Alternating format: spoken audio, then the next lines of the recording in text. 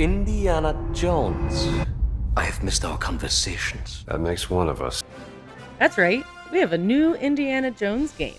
I was provided this key from Bethesda for this review for the PlayStation 5 version that has recently released. We're all friends here, right? We accept that what? We know most everyone here loves Uncharted and retro replay, including the men in front of the camera. That is Nolan North and Troy Baker. When we had a teaser for this game that featured both of them, it was exciting and nostalgic. Nolan mentioned to Troy that he's just now beginning the adventures of being a successful voice actor. Since taking on the role of Indiana Jones, you're now on the cusp of being brought into a very exclusive club. You said cusp. But the trailer was also introducing the newest action-adventure campaign, Indiana Jones and the Great Circle. Troy, Troy, welcome to the club.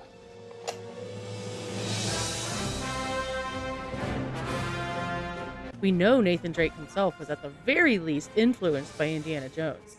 So being able to review this game has been an honor and a privilege. So let's get to it. Buckle up, bonehead. Indiana Jones and the Great Circle is a 2024 action-adventure game developed by Machine Games and published by Bethesda Softworks. The game features an original storyline set in 1937, positioned between the events of Raiders of the Lost Ark and The Last Crusade. Players follow Indiana Jones as he investigates a mysterious phenomenon known as the Great Circle, an alignment of ancient sites around the world that form a perfect circle when mapped.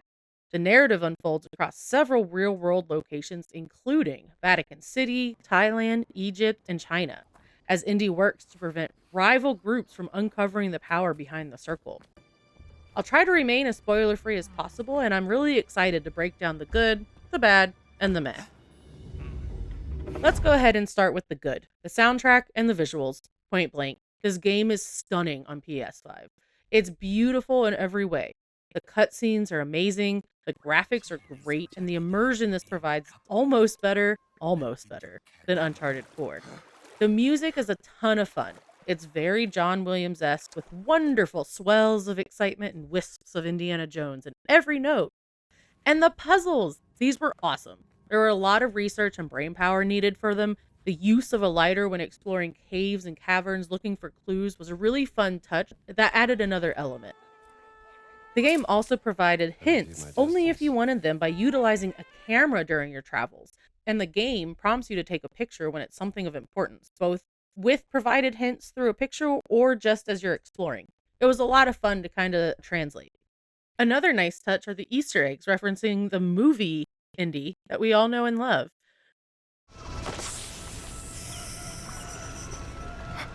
He isn't all about killing in the movies, and he doesn't handle a weapon well in this. The game plays off the tropes we know and love Indy for, including his paralyzing fear of staying. Stay still. Now the meh. I know that seems like a small amount of good. That's because to me, it's a whole lot of meh. I took a lot of notes while I was playing, and it eventually started to feel tedious. I couldn't look forward to sitting down in the evening to play. Instead, it was more of a, sigh, I have to get this game done. Which is a little unfortunate. When the visuals look so great during a cutscene, it sometimes gets us lost in the story. We get distracted by the beautiful statue or the beam of light hitting exactly as it would in real life. Thanks, ray tracing. So the dialogue gets lost because it's less interesting. The transition from a cutscene to gameplay is a little jarring when we're so immersed in the cutscene and it jerks us back to first person. Which brings me to my biggest sticking point. When we think about action-adventure games or treasure hunting tropes, we think of Uncharted and Lara Croft respectively. Those games are played from a third-person perspective. Indiana Jones and the Great Circle is first-person mostly. It's weird. When I yank the whip to climb a wall, it moves to third person. When you're at the top of the ledge or crawling up, it shoots you back to first person. It's a little distracting whiplash that doesn't really need to be there. Speaking of the whip, while you can whip things like tree branches and metal bars, I had a hard time suspending my belief when Indiana Jones climbs up the whip like a sturdy rope that it just isn't. So if we have a game that looks so impressive and visually realistic, we need to be able to match that with game fundamentals and player actions. For example, if we want realism, you can't climb a whip. But it's a video game, so maybe I'm being picky and it won't bother you as much as it did me. Combat was something to get used to, as it was mostly fistfighting with the occasional whip to the face for good measure.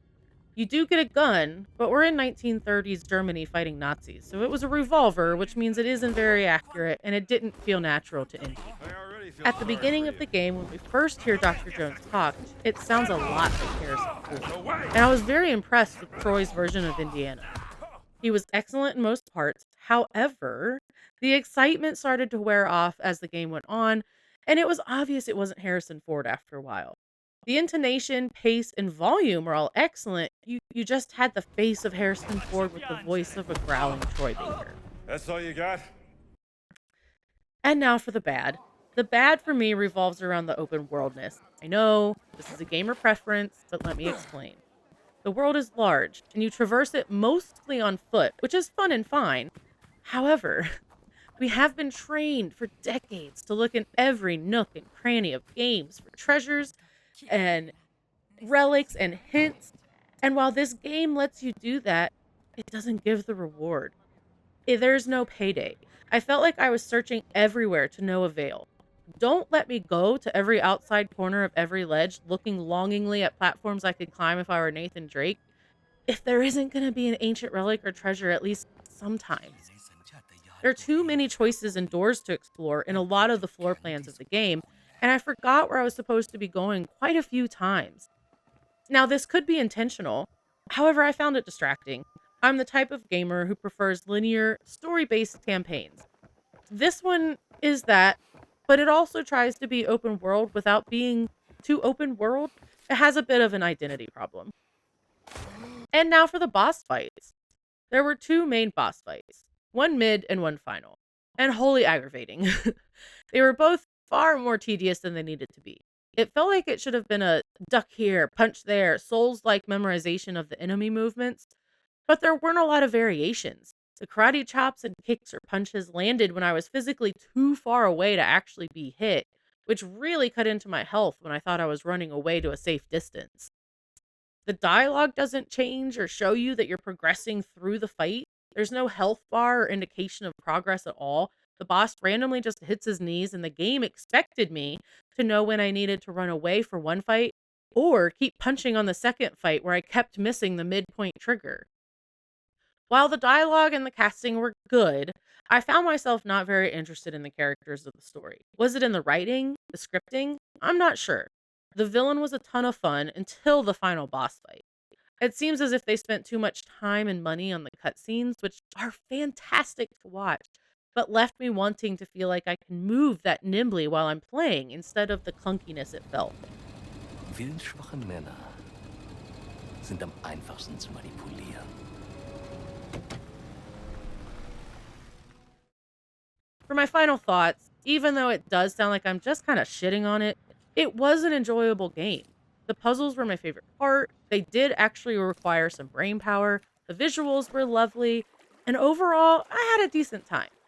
If they made a sequel, I'm not really sure I'd play it. It would feel more as an obligation because I played the first one. If I find myself needing to be a sarcastic yet handsome and charming, freewheeling adventurer, I already have a game with better mechanics that's going to suit my needs. I love you. Same to you, cowboy.